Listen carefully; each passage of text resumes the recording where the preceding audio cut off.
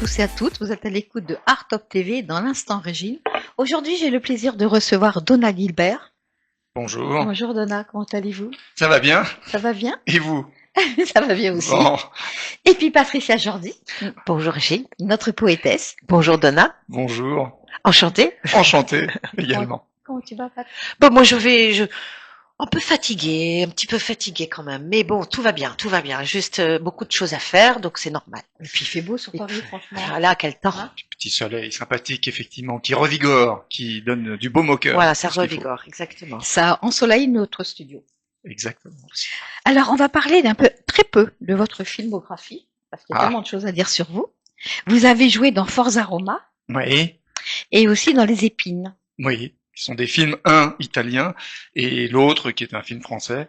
Et j'avais même joué dans un film russe qui m'a emmené quasiment au fin fond de la Russie, du côté de Saint-Pétersbourg, et qui s'appelait, c'était un film de Sergueï Mikelian, et c'était La valse française.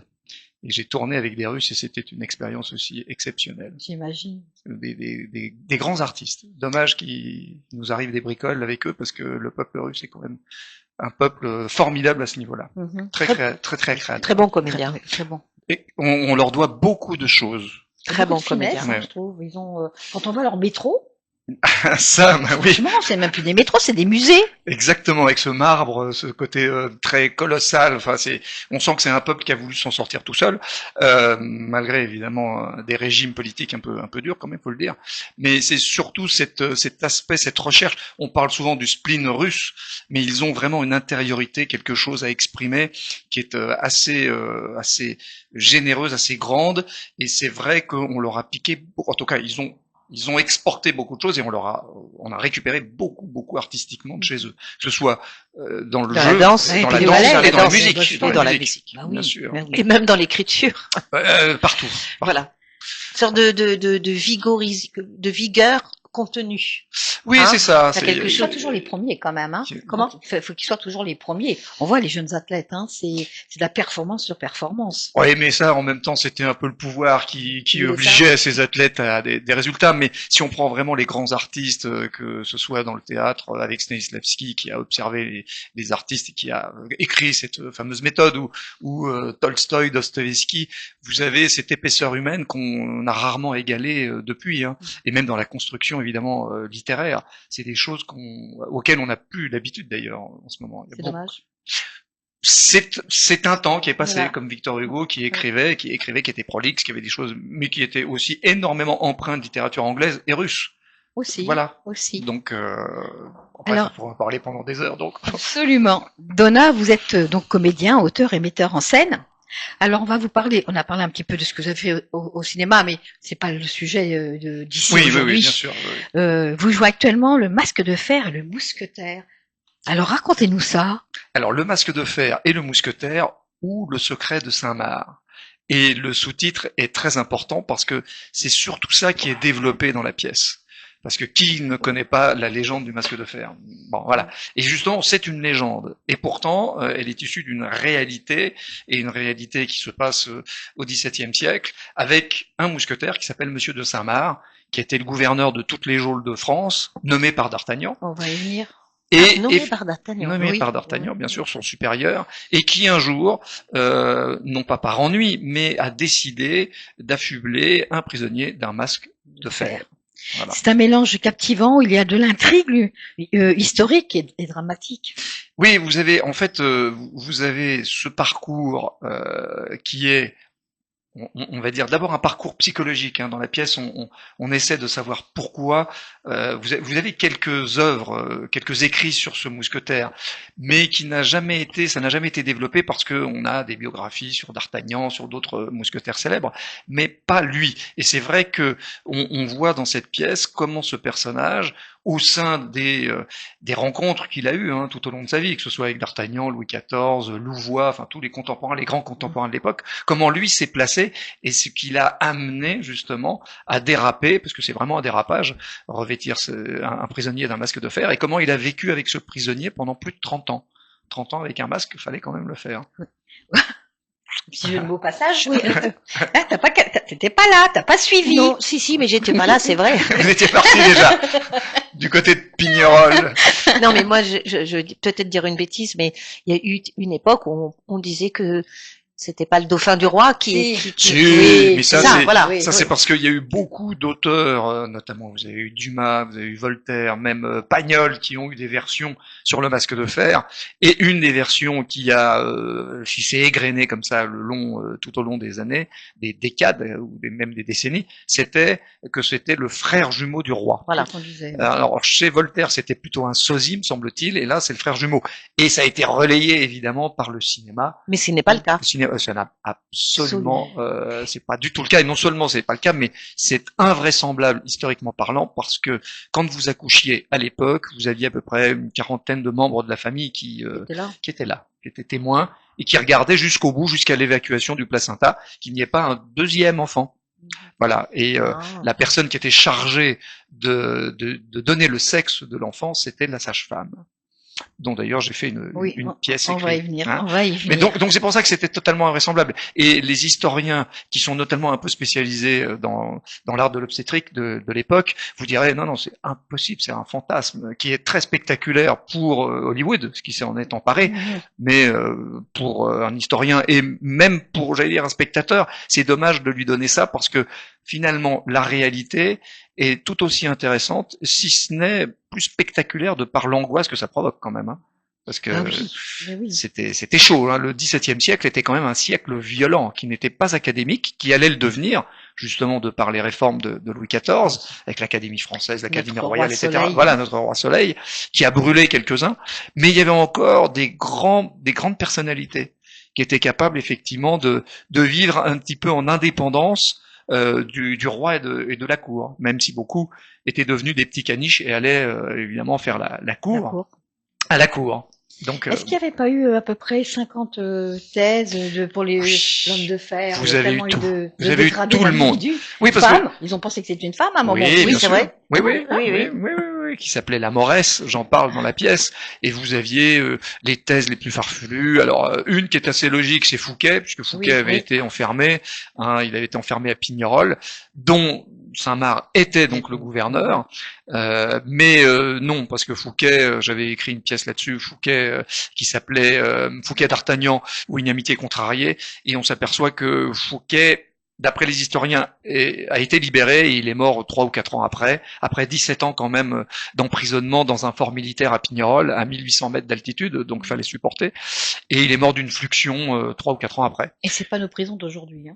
Ah non, fort militaire, même si c'était le surintendant, donc le super premier ministre de l'époque, c'était une geôle qui devait faire 40 ou 50 mètres carrés, mais avec 2 tenues, une d'hiver et une d'été, et puis voilà, avec 1 ou 2 valets qui étaient prisonniers avec vous et qui étaient à votre service, mais vous n'aviez ni le droit de lire, ni d'écrire, et les promenades pour Fouquet étaient interdites au départ. Donc vous restiez dans votre geôle et éventuellement au sein de la cour à l'intérieur, mais les promenades un peu plus à l'extérieur, c'est-à-dire au niveau des remparts, étaient interdites. Donc c'était un régime carcéral vraiment très très dur. Mais dans cette pièce, c'est pas tellement le Masque de Fer qui vous intéresse, c'est celui qui a créé le créateur du Masque de Fer, qui était ce mousquetaire, comme je vous l'ai dit, qui a été un soldat d'élite et qui du jour au lendemain a commencé à faire des choses pas très sympathiques au sein de sa prison, et qui a vraiment dérivé avec ce prisonnier. Et il faut vous remettre dans le contexte, hein, parce que c'est vrai que le contexte à l'époque, comme je vous l'ai dit, hein, les personnages qui avaient, notamment Lauzun, qui a été aussi emprisonné, c'était des personnages importants. Donc Saint-Marc avait cette charge de garder ces personnages importants, et à un moment ou à un autre, il n'en a plus eu du tout. Il avait des prisonniers de droit commun, quoi. Et les prisonniers de droit commun, c'est pas que c'était moins prestigieux pour lui, mais quand même, c'était une petite descente, parce que autant d'Artagnan était un mousquetaire qui est mort dans les honneurs à Maastricht, autant Saint-Marc, plus personne ne s'en souvient. Et pour lui, c'était être comme clairement, c'est une vraie frustration. Quand vous lisez les écrits de l'époque, Saint-Marc n'était pas sympathique avec ses prisonniers. Il y avait un petit peu de vengeance dessus qui se passait. Il récupérait aussi de l'argent qui était envoyé par la famille, mais ça c'est parce que les prisons ça date pas d'hier. Les prisons étaient mal financées par l'État, donc il était obligé de récupérer du pognon pour aussi payer ses hommes, et il en récupérait aussi un peu pour lui. Non, c'était pas quelqu'un d'une sympathie extrême, mais il a beaucoup d'arguments qui plaident en sa faveur quand même, hein. Puisque oubliez aussi, alors qu'il a énormément servi le roi, servi les intérêts de Louvois, qu'il voulait mourir pour eux, il a été totalement oublié par le pouvoir. Et c'est à cause de cet oubli qu'il y a tout d'un coup cette envie de revenir par ce biais de ce masque de fer. Et peu importe la personne qui se trouve dessous. Oui. Ça aurait été un prisonnier lambda, c'est pas le cas. Mais voilà. Saint-Marc, comme on dit, hein, est au service du roi, fidèle et loyal. C'est pour ça qu'en fin de compte, la dégringolade a été très dure pour lui. Ah, totalement.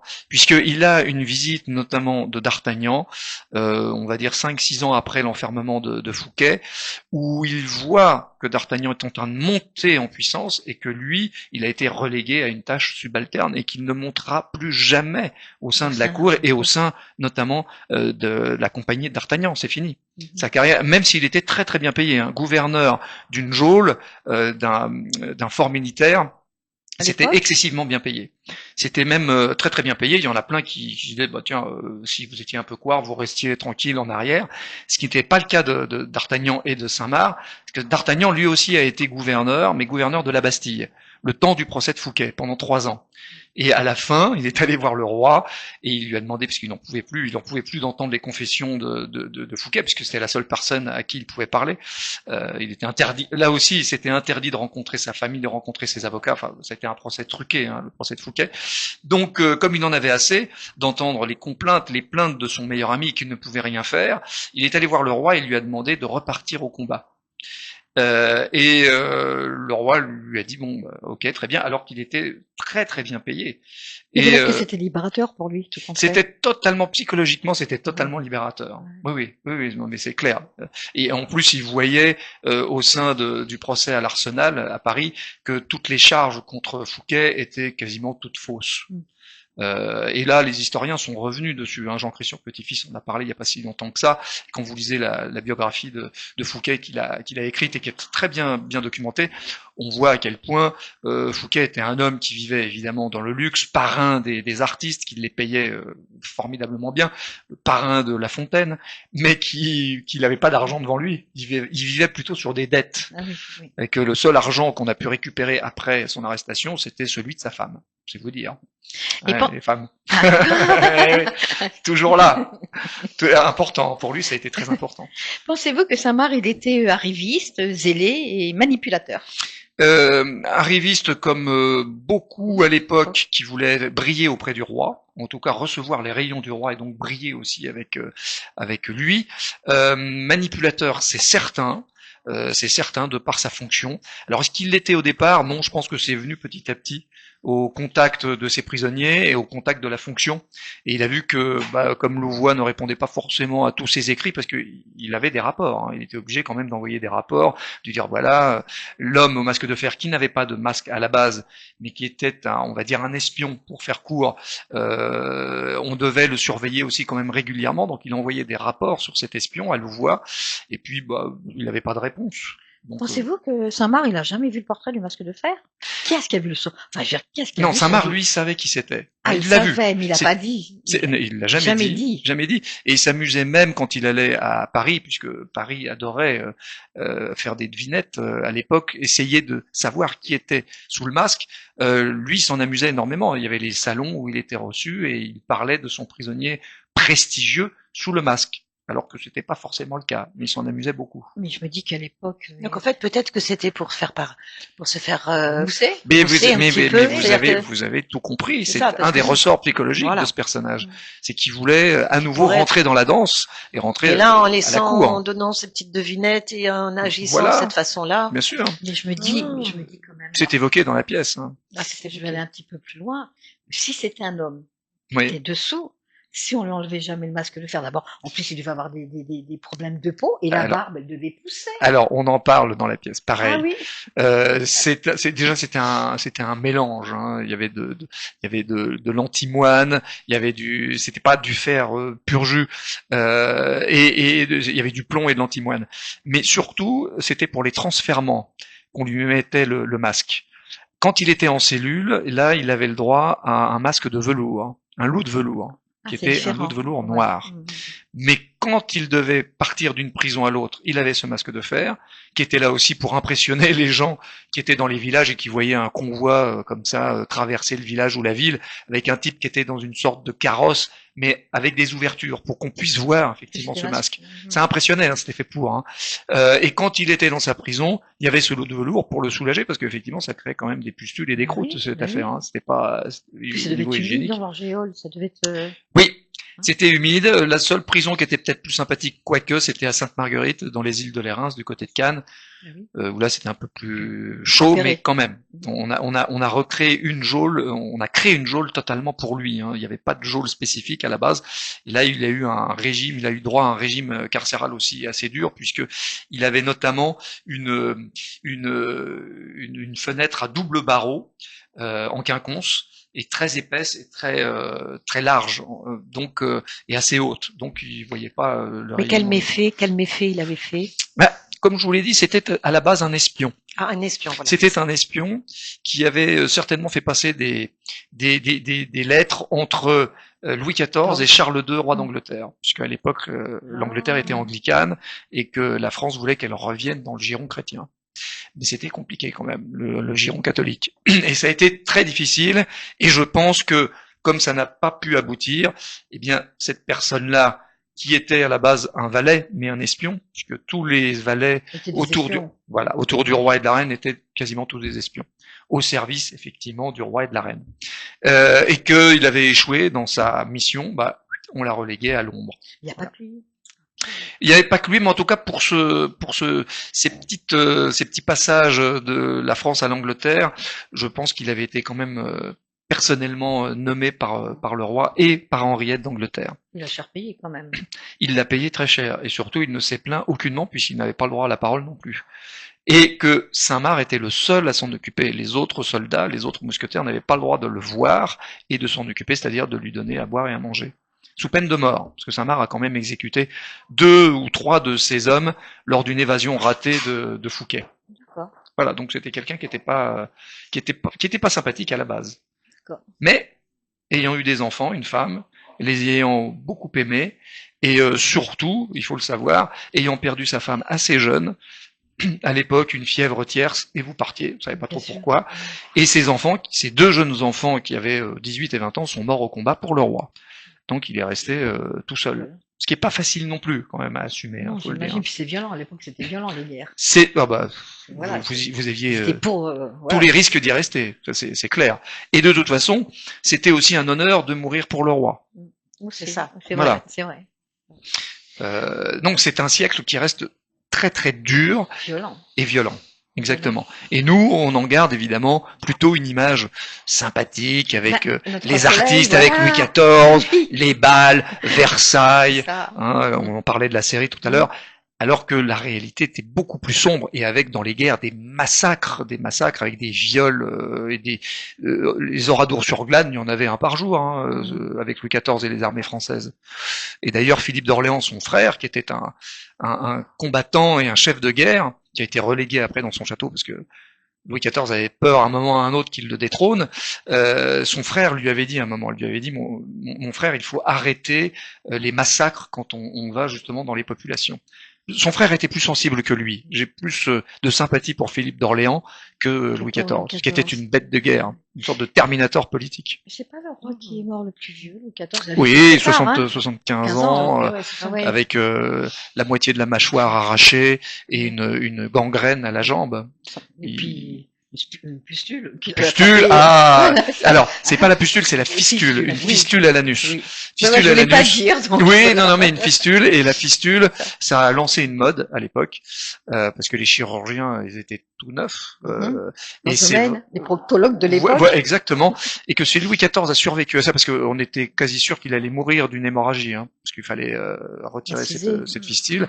Et en fait, Félix Tassi, qui était un chirurgien, a réussi à trouver cet instrument, qui était avec une sorte de petit lasso au bout là, qui a réussi donc à contenir cette fistule. Et ensuite, on a cautérisé avec les herboristes de l'époque, hein, c'est-à-dire on a. Mais c'est ce qui se passe hein, encore à notre notre époque. Hein. Ah Ils bah mettent oui. un élastique. Hein, Mais voilà, voilà.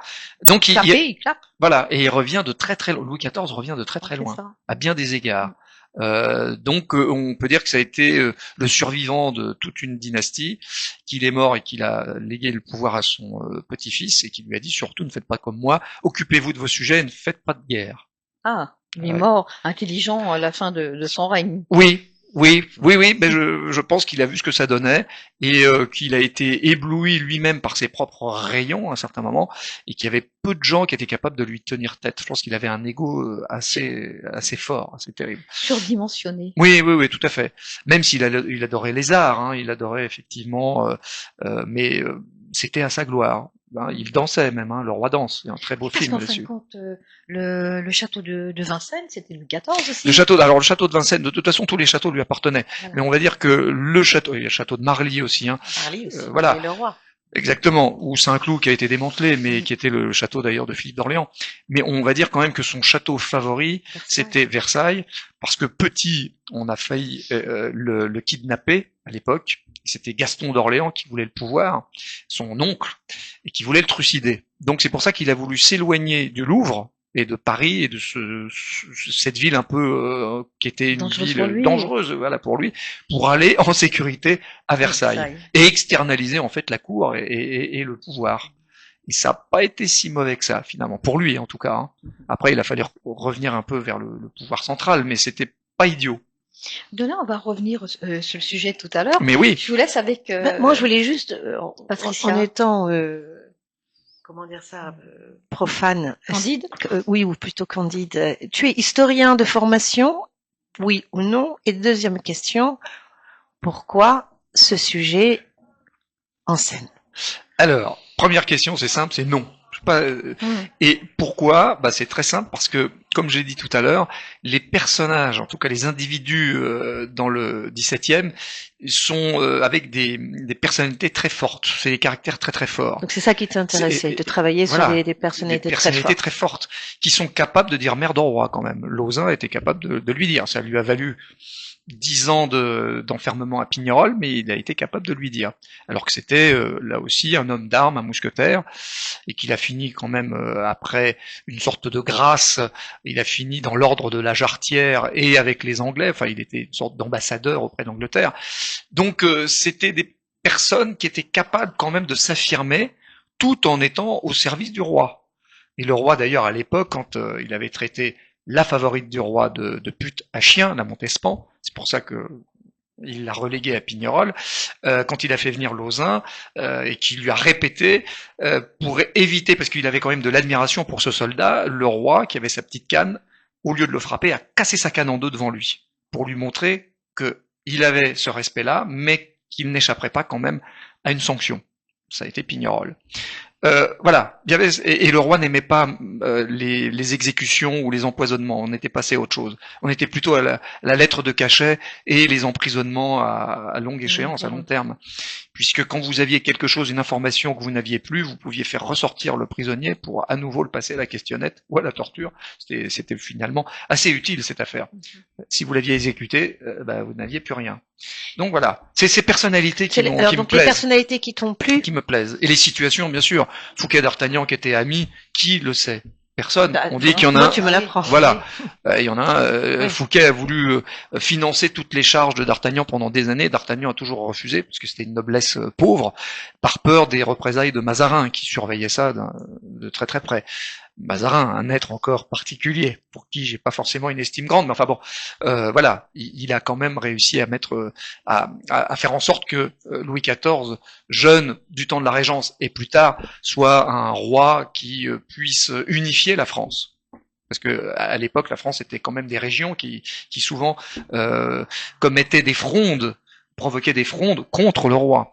Donc ça c'est important. Le président actuel a plus de pouvoir que Louis XIV à l'époque, qui faisait la tournée des parlements pour avoir l'agrément de tous les parlements de région qui avaient des armées.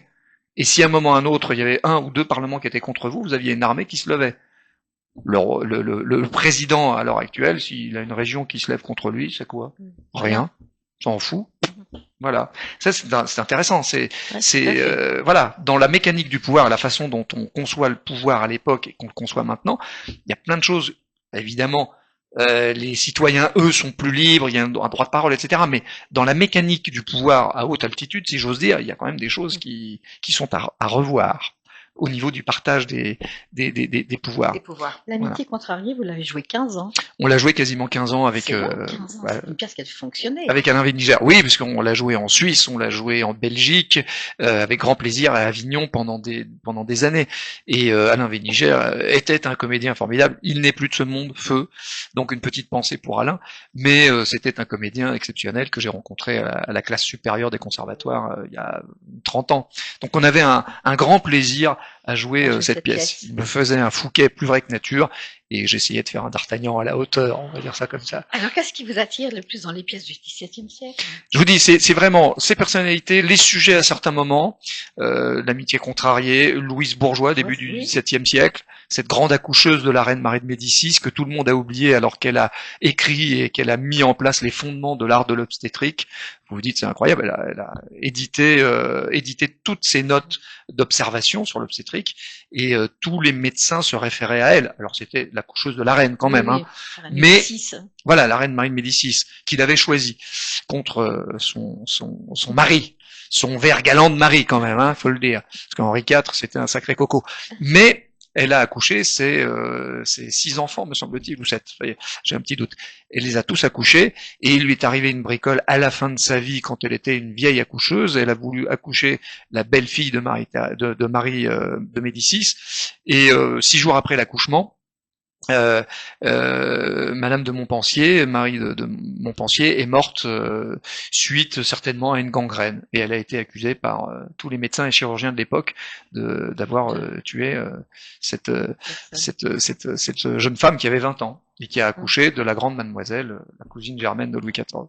Donc tout ça fait que c'était une femme de pouvoir, et qui a pu justement médicalement mettre en place tout l'art de l'obstétrique, les balbutiements, même s'il y avait aussi des connaissances issues d'Aristote, Platon, enfin toute la médecine, mais elle en tout cas, ça a été énorme.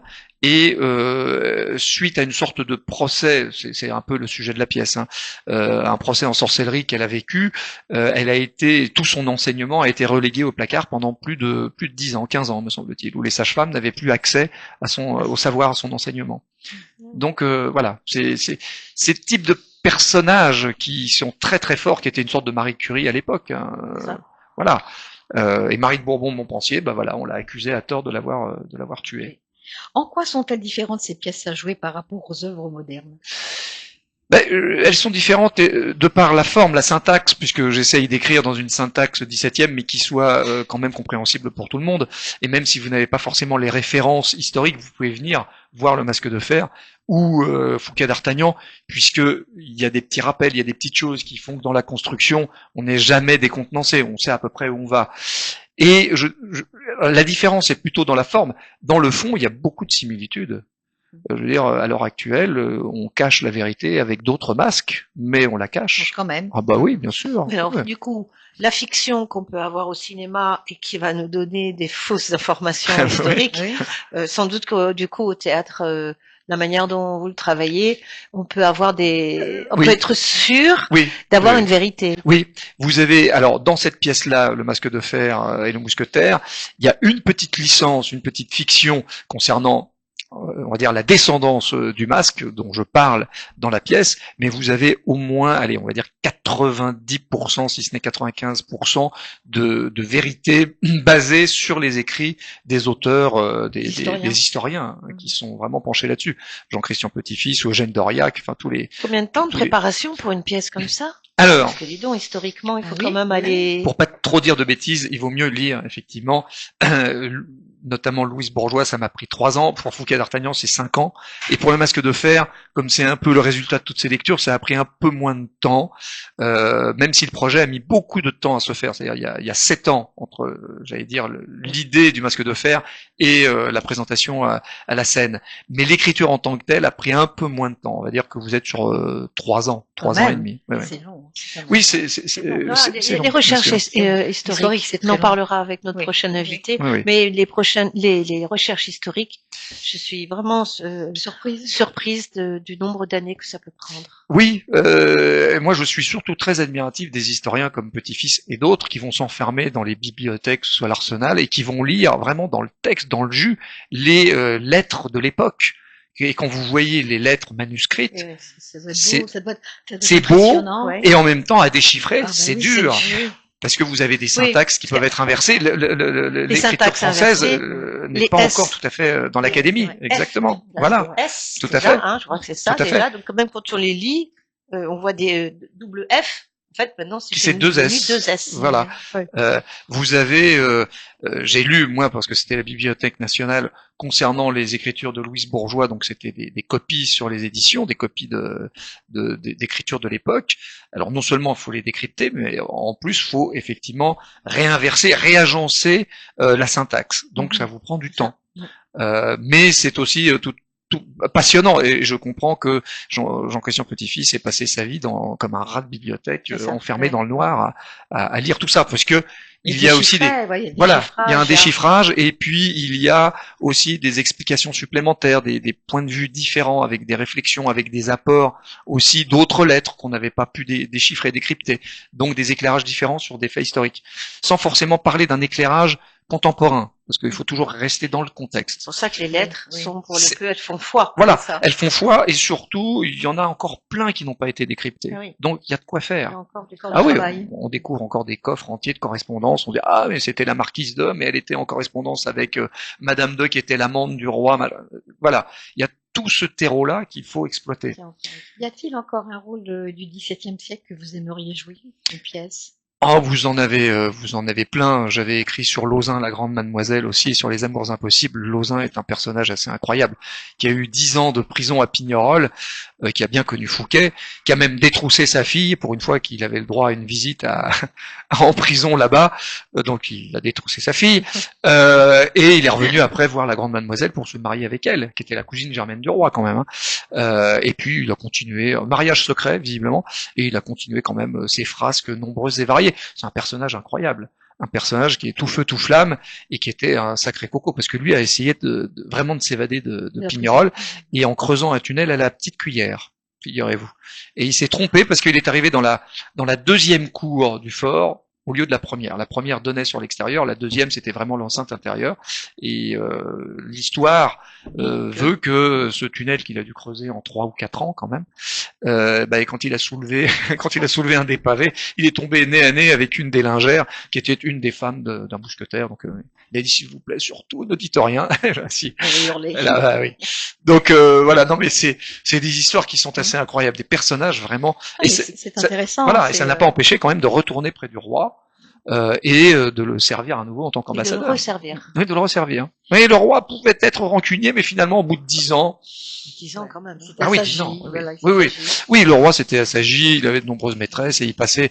On va dire que il y a 2 Louis XIV. Le Louis XIV des premières années est un roi qui est fougueux, qui est belliqueux, qui est en plus encouragé par Mazarin, qui est quand même... Mazarin, c'est le froid et le chaud, et c'est un type qui signe un paix de non-agression avec vous, et qui le lendemain vous attaque. Ça, c'était vraiment Mazarin. C'était Mazarin. Donc un type. Il y en a beaucoup aujourd'hui encore des Mazarins. Oui, alors. Mais on croit pas si bien dire. Mais attention, parce que on aurait tendance à dire, ah, Poutine est un Mazarin. Mais ce que Trump fait, c'est des mazarinades. C'est des mazarinades. Vous dites, c'est pas possible. Comme il dit tout et son contraire, exactement. Ça pourrait être. Ça déstabilise le monde entier. Donc là, je sais pas s'il a lu Mazarin, mais en tout cas, il a des conseillers qui, parce que les livres de chevet de tous nos grands, ça aussi, c'est formidable. Vous avez le Discours au prince de Machiavel, qui est un livre exceptionnel, qui parle justement de la façon de diriger un peuple, que ce soit dans un royaume, et l'art de faire peur à son peuple. C'est comme ça que vous arrivez. Pour diviser, hein. Alors il faut. Enfin, dans leur protocole, voilà, ils se disent, il faut. Voilà, avec les grandes peurs, et ça Shakespeare en a parlé dans toutes ses pièces, les grandes peurs entre hommes de pouvoir, c'est-à-dire les massacres, les meurtres et les empoisonnements qu'il pouvait y avoir entre eux. chez les Médicis en Italie ou chez les Anglais. Là, voilà, c'est même allé jusqu'à des décapitations en Angleterre. Donc ils ont été très forts, ils ont été en avance avec les sœurs Boleyn notamment. On a ce genre de choses, ces livres de chevet que nous on n'a pas forcément l'habitude d'avoir grand public. Et ça aussi c'est important de se replonger quand on a le temps, soit dans des pièces, parce que ça c'était aussi un projet de faire une pièce sur Machiavel, parce que lui aussi ça a été conseiller du roi. Macron, maintenant que tu nous racontes ça, ouais. Macron a un livre de Machiavel, il s'en vantait, je l'ai entendu dire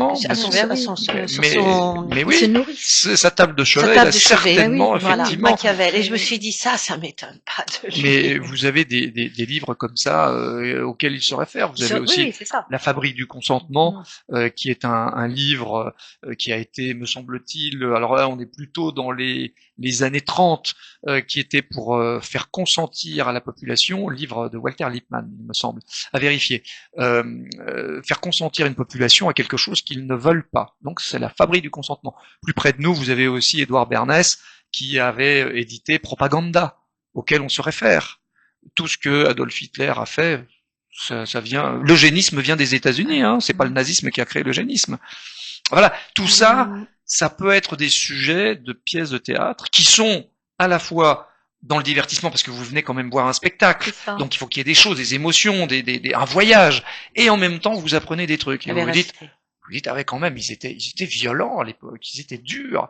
Donc oui, ça fait des spectacles avec des échanges aussi avec le public. C'est pour ça, j'allais vous dire, comment le public d'aujourd'hui réagit-il à ces pièces? Ah ben, moi, je suis toujours agréablement surpris parce qu'ils me disent à la sortie du spectacle, ça résonne énormément avec ce qu'on peut vivre à l'heure actuelle. Alors ça va pas jusqu'au meurtre parce qu'on ne peut pas éliminer quelqu'un, un opposant politique, on ne peut pas l'éliminer, sauf si vous êtes en Russie, que vous le foutez dans une tôle en Sibérie, puis bon bah il va mourir évidemment d'épuisement, de malnutrition, etc. Mais dans les démocraties, on fait comment? Même déjà Louis XIV, quand il a voulu éliminer Fouquet à la fin de ce procès, il voulait sa mort. Les 22 jurés qui étaient en face ont dit non, on ne peut pas voter pour une mort, puisque toutes les pièces qui ont été exhibées, proposées, c'était des faux en écriture. Et d'ailleurs, Fouquet l'avait dit, là, ce que vous me montrez, là, c'est un faux, j'ai jamais signé ça. Il avait une mémoire exceptionnelle, Fouquet. Hein. Faut voir quand même à l'époque ce que c'était. Hein. Les mecs vous présentent des faux en écriture, des trucs, et vous dites, non, ça c'est pas moi, ça non plus, et ils vous argumentent, ils vous le disent. Parce que, à cette période-là, j'étais pas à Paris, etc., je n'ai jamais pu signer cet acte. Donc, donc les faux en écriture étaient bien reconnus. Oui, mais là, c'était vraiment à dessein pour exécuter, effectivement, Fouquet. On ne sait pas d'ailleurs pourquoi, tout d'un coup, Louis XIV jeune a eu cette haine féroce contre Fouquet. Et comme les jurés ont voté non, il a été obligé effectivement de transformer en emprisonnement, enfin d'abord en une sorte d'excommunication, c'est-à-dire d'exil, exil à perpétuité, et puis ses conseillers les plus proches lui ont dit non, parce qu'il va peut-être donner quand même quelques secrets d'État aux royaumes ennemis, donc il faudrait le garder. Donc il a commué cette peine de cet exil en emprisonnement perpétuel, ce qui est assez quand même exceptionnel. Et c'était une sorte de droit de grâce. C'était une grâce accordée par Louis XIV. En tout cas, ça a été comme ça que ça a été à l'époque émis et proposé. Donc oui, vous avez, je veux dire, maintenant on ne peut plus exécuter, on ne peut plus vraiment mettre à l'ombre, mais vous avez médiatiquement parlant des guillotines tous les jours. Des gens qui sont accusés de plein de trucs, alors que on sait que c'est pas vrai.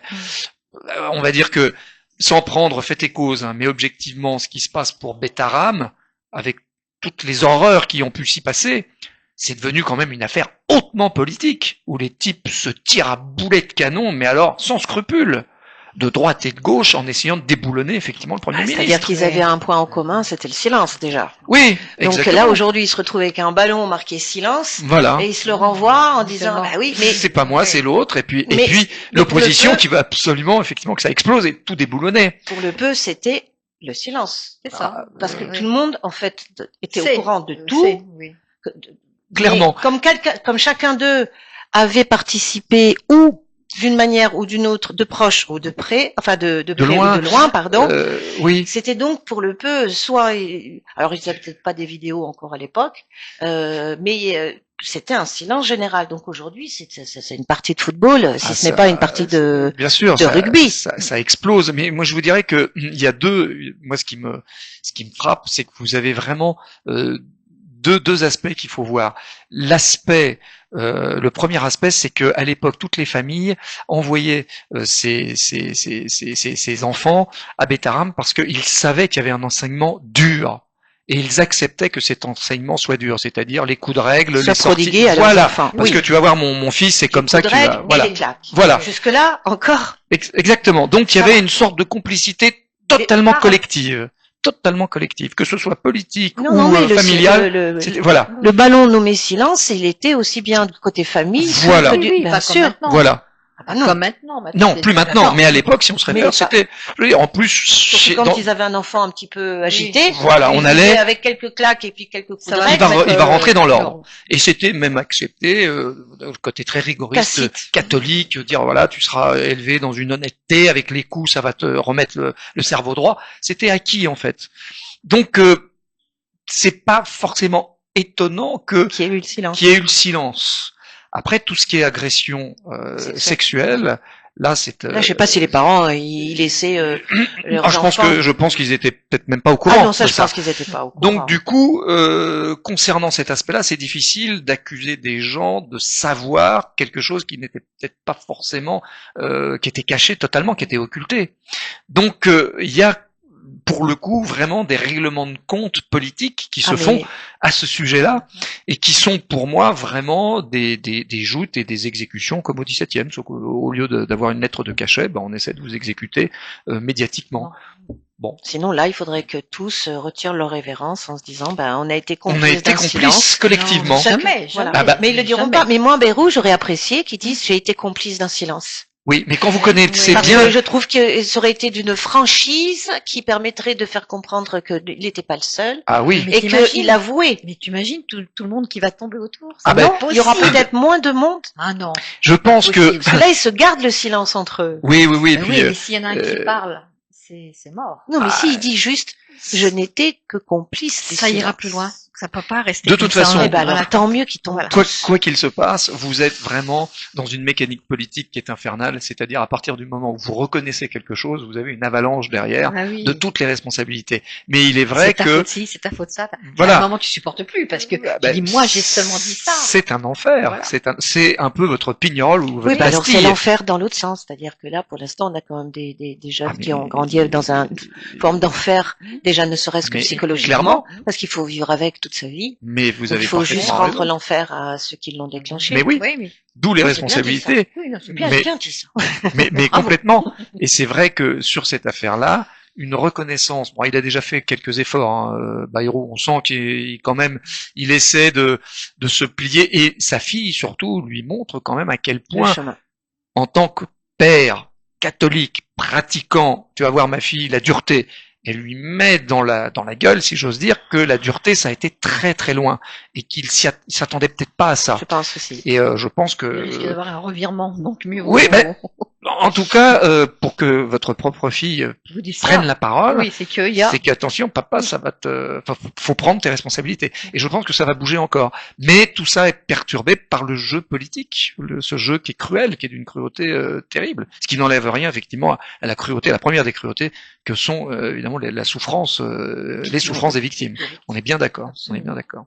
Alors moi, je voulais vous demander, Donna, est-ce que vous avez des anecdotes sur des réactions surprenantes des gens qui vous ont vu jouer ces pièces de théâtre? Ah oui, j'ai une anecdote comme ça. J'étais à Avignon où je tractais tranquillement pour Fouquet d'Artagnan, une amitié contrariée, et j'ai quelqu'un qui me dit mais d'Artagnan, c'est pas Louis XIV, parce que je commence à lui parler un petit peu de la pièce. Il me dit c'est Louis XIII. Je dis pardon, mais c'est Louis XIII. Je dis ah non monsieur, là vous avez dû lire Alexandre Dumas. Et il me dit bah oui. Je lui dis, voilà, Alexandre Dumas a placé D'Artagnan 30 ans avant, sous Louis XIII, alors que D'Artagnan, c'est un contemporain de Louis XIV. Il a 30 ans quand Louis XIV en a 23. Ils sont jeunes tous les deux. Et Fouquet a une quarantaine d'années quand il est arrêté. C'est un des plus vieux. Donc oui, c'était une anecdote assez amusante, puisque surtout qu'après il m'a dit, je suis prof d'histoire. Je lui ai dit, non, ça je peux pas le croire. C'est pas possible. Ah non. Ou alors il avait mal lu. Mais c'était assez amusant. Non, je pense qu'il l'a dit avec un sourire. Je suis prof d'histoire. Alors vous allez, est-ce que vous allez jouer la pièce Louise Bourgeois? C'est en préparation. Louise Bourgeois est en préparation, voilà. avec notamment dans le rôle titre Catherine Salvia, qui est une grande sociétaire de la Comédie Française, et on a fait déjà une lecture à la Huchette, qui s'est plutôt bien passée. Et on espère que ce sera Jacques Connor qui sera à la mise en scène, qui lui aussi est un grand metteur en scène qui a travaillé à la Comédie Française. Donc ce sera certainement pour 2026-2027, le temps de récupérer un peu d'argent. D'ailleurs, si vous êtes intéressé, vous pouvez.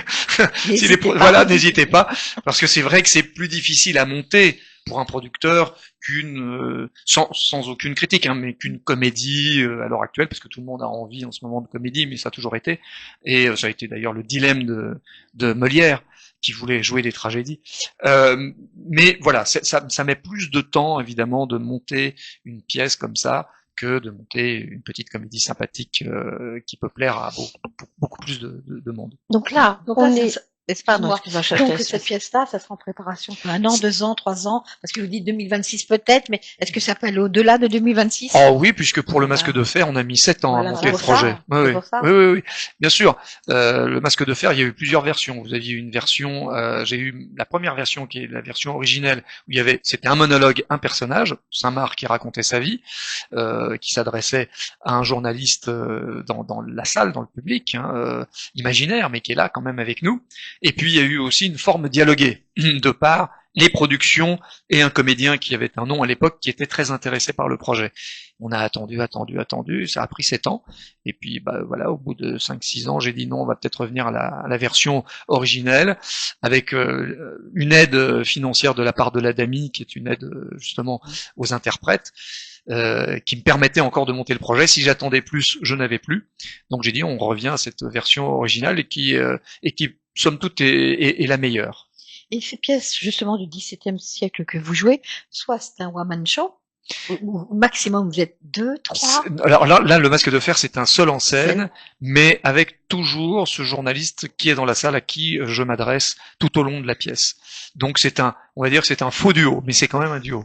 Et ça a été d'ailleurs un des axes les plus difficiles à travailler avec mon metteur en scène, Alain Vénigère, qui m'avait joué mon Fouquet, et qui m'a fait une très très belle mise en scène et une belle direction d'acteur sur ce spectacle.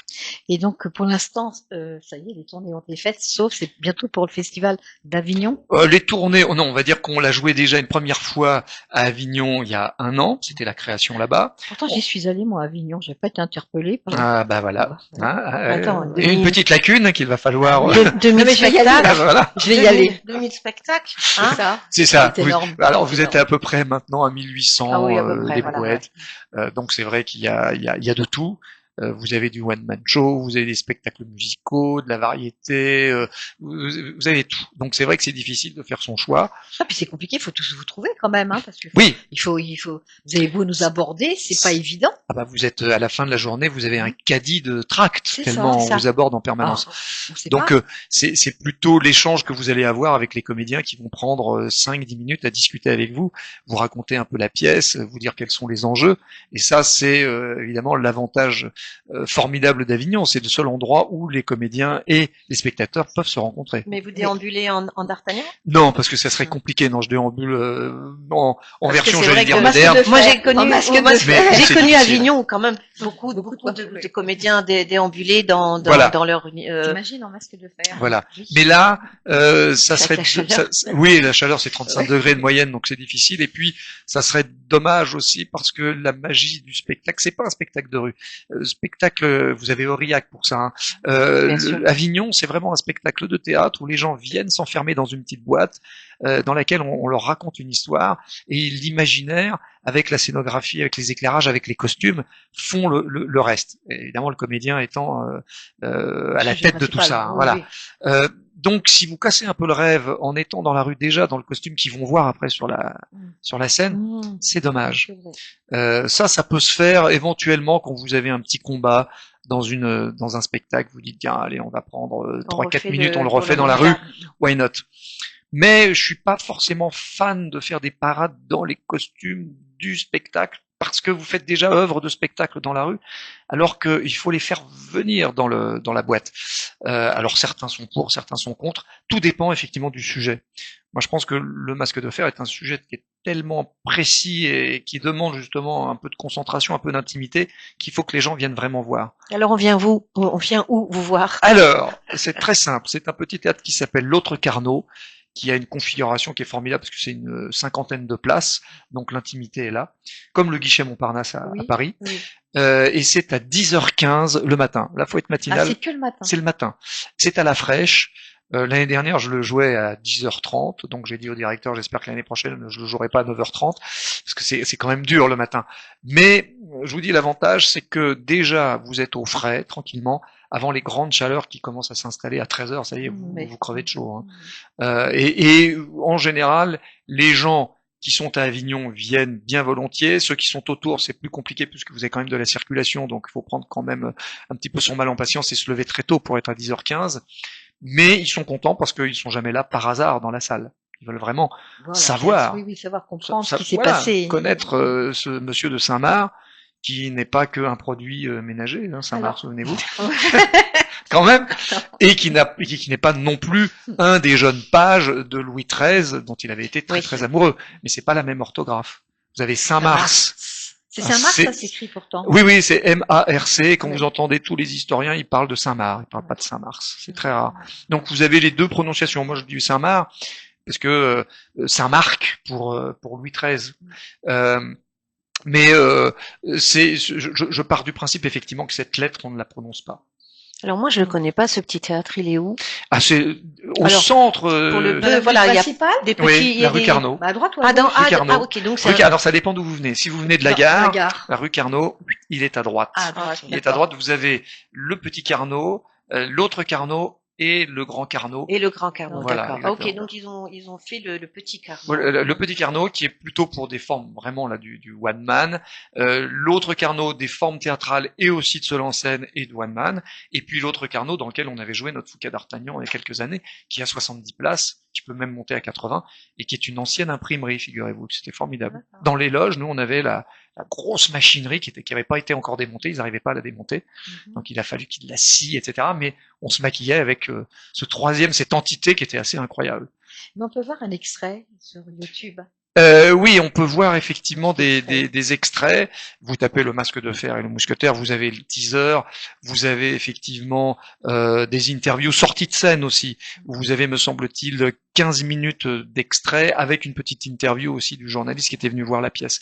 Donc il y a pas mal de choses maintenant qui commencent à exister et ça nous fait très plaisir parce que il y a déjà des dates aussi qui sont prévues pour jouer dans des médiathèques, jouer éventuellement dans des écoles, des collèges, etc. Parce que ce qui est important là-dedans, ça, j'en avais discuté avec un producteur qui me disait « Non, il faut jouer à tel théâtre à Paris à 18h30 ».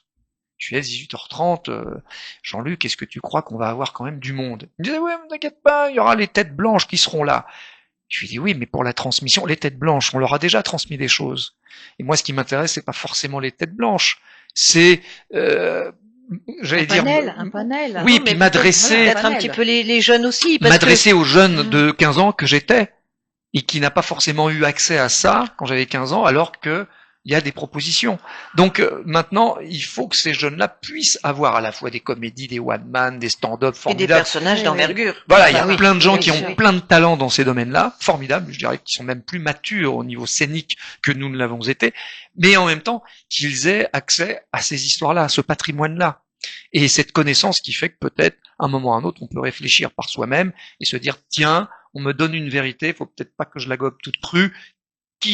Quoi se cache derrière le masque?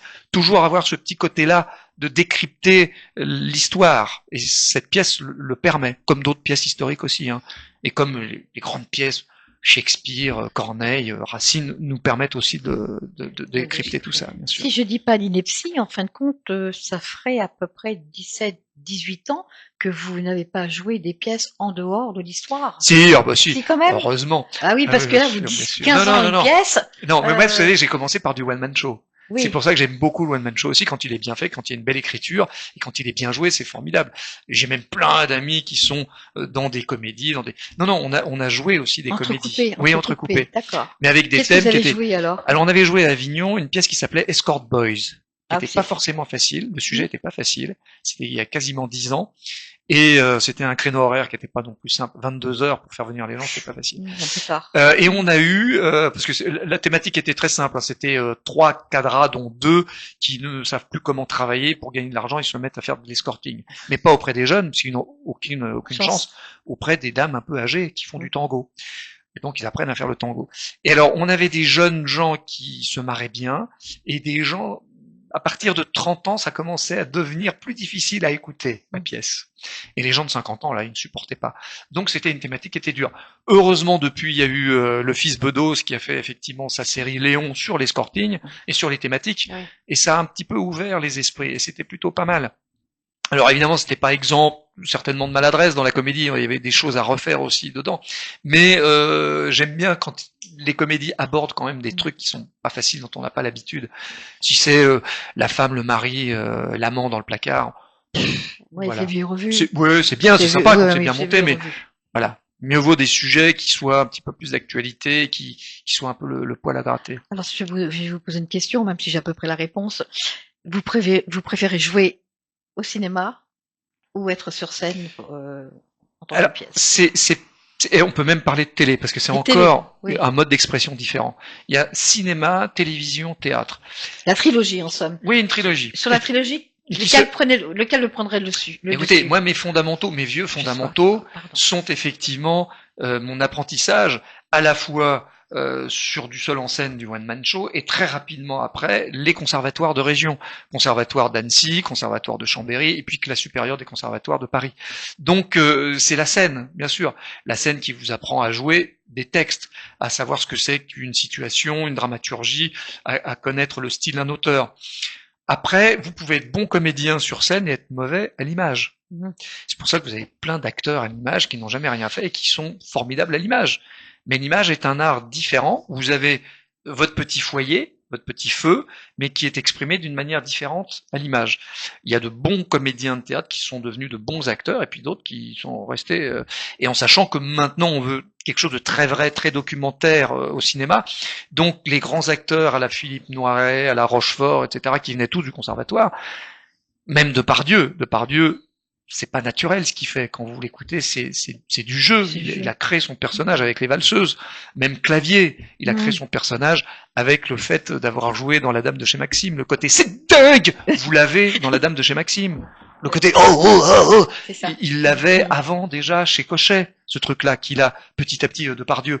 Donc la nouvelle génération, c'est différent. Même si vous avez encore des comédiens qui viennent du français, Laurent Lafitte, Stocker, etc. Les jeunes qui n'ont pas de technique et qu'on prend comme ça au cinéma, souvent c'est formidable, c'est un diamant brut, mais il n'est pas taillé. Donc Afsia Herzi, par exemple, dont on parle beaucoup, qui a beaucoup travaillé, qui est devenue réalisatrice, elle le dit elle-même. J'ai été pris comme ça, la graine et le mulet, chez Keshish, mais j'articulais pas bien, je bouffais tous les mots, etc. Il a fallu que j'apprenne après, alors qu'elle était déjà devenue connue au cinéma. Donc il fallait que j'apprenne tout ça. Comment l'art de dire, d'articuler, de respirer, etc. Le cinéma, c'est formidable à partir du moment où vous avez un bon réalisateur, un bon directeur d'acteurs, et souvent c'est ce qui pêche un peu. Vous avez plutôt des bons techniciens avec un langage de cinéma, mais qui va vous laisser faire le truc. C'est à vous d'arriver avec votre petit bagage. Et puis au cinéma, s'il y a une erreur, on peut couper. Au théâtre, c'est plus compliqué, il n'y a pas droit à l'erreur. Le cinéma, j'allais dire que vous pouvez être mauvais, vous avez une journée pour être bon, parce qu'on enregistre 3 minutes. Au théâtre, vous avez peut-être 1 mois de répétition, mais après, il faut être bon sur le moment pendant 1 heure, 1h10, 1h15, 3 heures. Ça, c'est sûr. C'est pas le même travail. Et vous êtes vraiment dans une confrontation énergétique. C'est-à-dire que vous avez l'énergie du public et votre énergie. Et vous devez donner en permanence. Et cet échange. Cet échange qui est là, bien sûr, c'est votre partenaire. Hein. En l'occurrence, pour un seul en scène, c'est vraiment le partenaire privilégié et essentiel. Et la télé, je termine par la télé, parce que la télévision, c'est un entre-deux. C'est un piège, c'est très difficile, parce qu'on vous donne le texte en général 10 jours avant, quand ça se passe bien 1 mois avant, avec 15 pages à apprendre. Le réalisateur, vous le connaissez pas, donc vous allez arriver le jour du tournage, bonjour monsieur, on va travailler ensemble pendant 1 jour, 2 jours, 3 jours, il faut que ça se passe bien. Il n'y a pas beaucoup de direction d'acteur, parce qu'il est pris, lui, dans ses problèmes techniques, et il faut être plutôt bon, parce que, contrairement au cinéma, vous avez une journée pour faire une séquence. Là, vous avez une journée pour faire 15 séquences. Donc, vous avez 20 minutes d'enregistrement pour la journée. Et donc, j'ai plus de compréhension pour les acteurs que je trouve moins bons à la télévision parce que je sais comment ça se fait. Parce que voilà, ils sont sur le texte, parce qu'on leur a donné le truc très rapidement et qu'ils connaissent pas l'environnement. Et surtout quand vous arrivez, que vous êtes un guest pour parler français dans une série, vous connaissez personne, les autres ils se connaissent entre eux et que vous devez tout d'un coup briller dans une scène. Ça, ouais. Voilà, là vous dites oh la vache. Donc ça c'est vraiment un exercice de style qui est difficile, qui est plus difficile et formidable quand vous voyez des gens s'en sortir. Là quand vous en sortez à la télé, vous êtes un 4x4. Là vous pouvez aller vraiment un peu n'importe où. Et c'est dommage parce que c'est vrai que les acteurs de télé ne sont pas forcément aussi bien reconnus que les acteurs de cinéma. Puis il y en a peut-être qui passent à côté. Et de théâtre encore moins. Il y en a qui peuvent passer à côté parce qu'ils ont pas été terribles justement à la télévision, lorsque ça aurait pu faire des acteurs bien sûr. théâtrales. Et si vous avez un réalisateur qui est pas forcément sympathique, il va pas vous couper à l'image. C'est-à-dire que vous avez des réalisateurs qui peuvent vous monter à l'image. Donc même si vous êtes moyen, ça va le faire parce qu'il va faire des contre-champs sur la personne qui est en face. Il va prendre plutôt l'écoute de l'autre que de vous en train de parler, par exemple. Si vous avez des difficultés sur le texte qui est pas bien écrit ou qui est écrit un peu à la va-vite. Mais si vous avez un réalisateur qui a pas le temps, il va vous laisser en brut. Donc il va y avoir tous les défauts qui vont rester. Donc oui, c'est la télévision est, à part les grandes séries de prestige où ils ont un petit peu plus de temps, mais toutes les séries, les quotidiennes, tout ça, ça va très vite et c'est difficilement, en tant que professionnel, c'est difficilement regardable sans souffrir pour les gens qui sont là parce que c'est quand même un exercice difficile. Ça peut être un entraînement, mais c'est difficile. Et les acteurs, les comédiens de théâtre, c'est pour moi, alors là, moi j'ai une admiration sans borne pour ceux qui s'enquillent des textes comme Cyrano ou comme Andromaque, Bérénice, enfin tous ces grands textes, ou même un texte moderne. Cyrano, c'est devenu un classique, mais c'est quand même des vers très modernes, et qui jouent tous les soirs et qui connaissent quasiment tout le théâtre français par cœur, et qui le jouent surtout, parce que le connaître par cœur, on s'en fout, mais le jouer, exprimer des choses. Et finalement, quand Laurent Lafitte tire l'épingle du jeu, mais sinon les autres, parler de Laurent Stocker, qui connaît.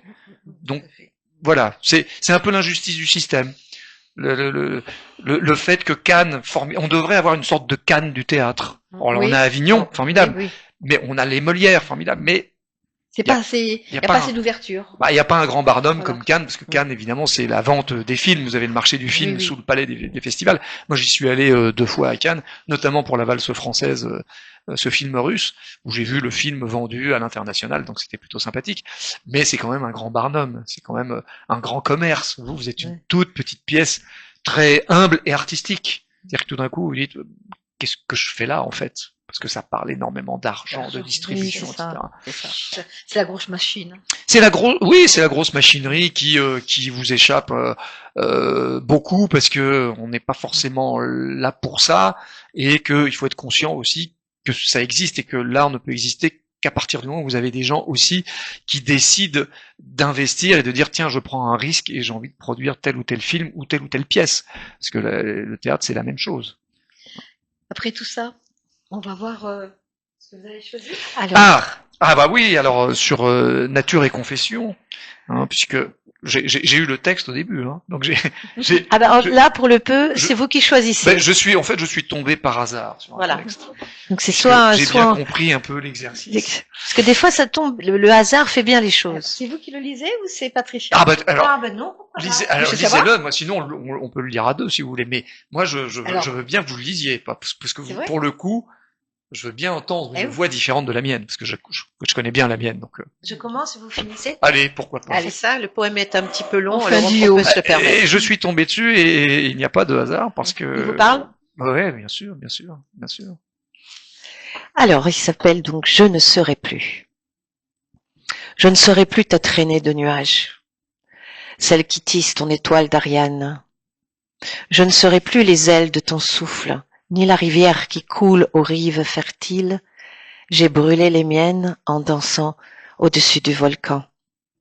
Adieu, riche passion d'intime douleur, d'avoir aimé à foison, d'avoir trop bu de langage de sirène. Je ne serai plus ta mer secrète, ni la houle, ni l'écume, ni la vague au creux de laquelle tu t'étais endormi. Je ne serai plus le tisserin de tes nuits, bec dans bec, 2 oiseaux morts unis. Je ne serai plus la libellule de ta bulle, la demoiselle bleue et bronzée de ton vol plané. Je ne serai plus si belle mais libre, libelle, qui dit femme.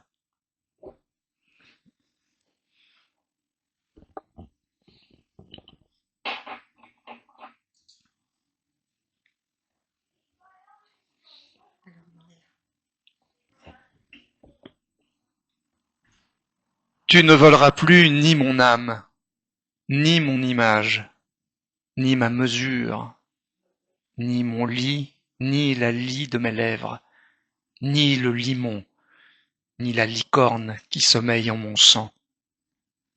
Je ne serai plus qu'une leçon de vie, un lieu-dit, un océan perdu de plaintes abyssales.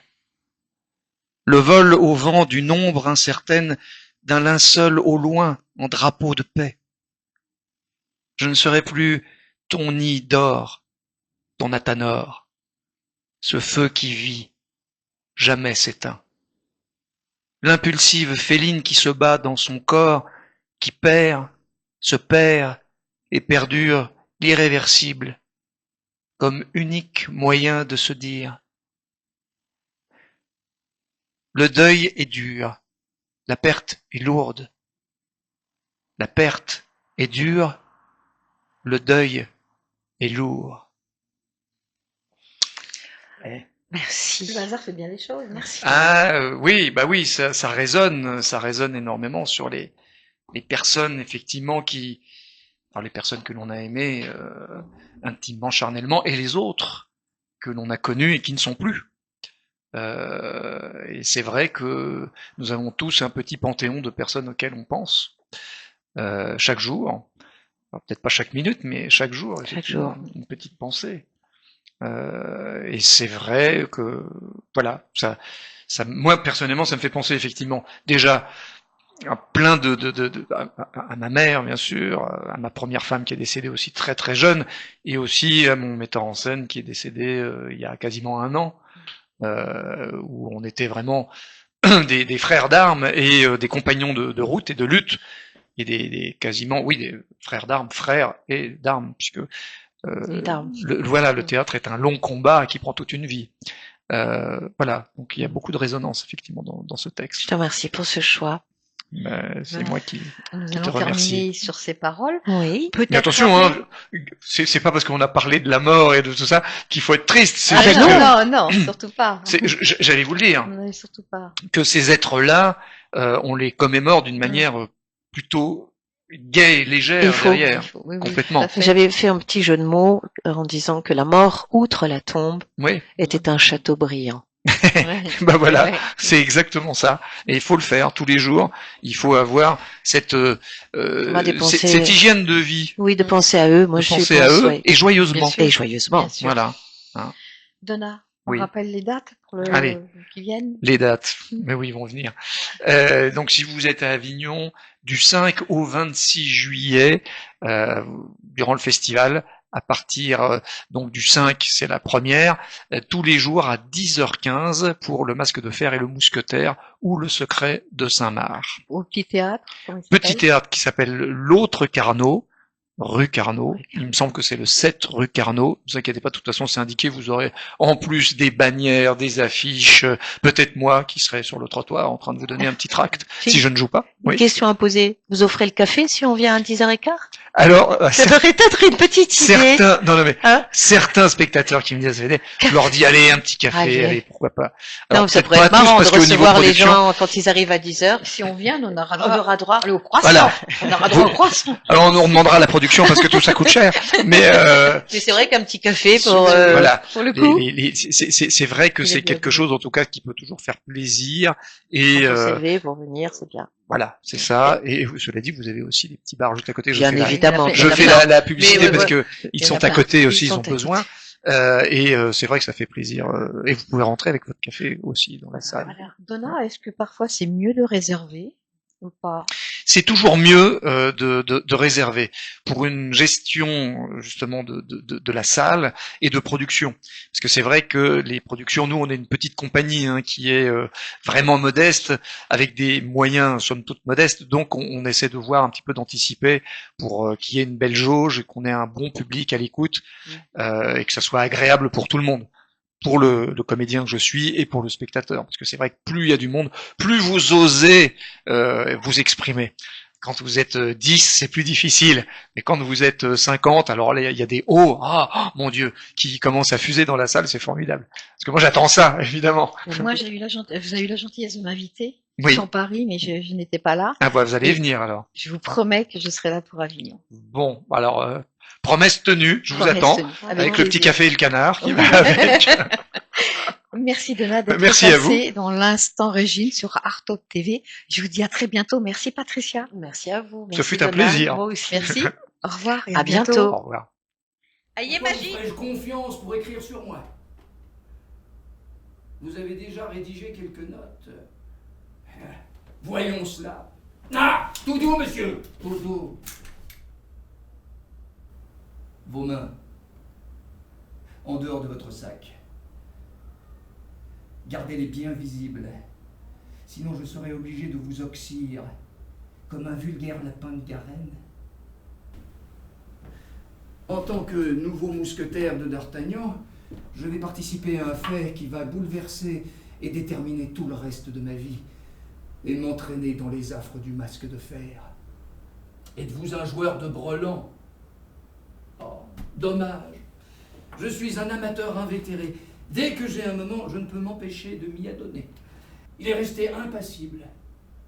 J'ai juste entendu ses dents crisser sous la pression derrière le masque. Alors, aucun cri, ni un soupir, ni même l'esquisse d'un geste de sa part.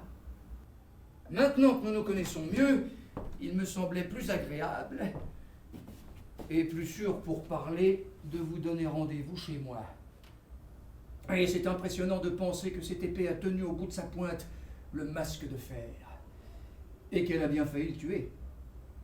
Un jour de désespoir, le prisonnier voulut s'embrocher dessus, comme un vulgaire poulet.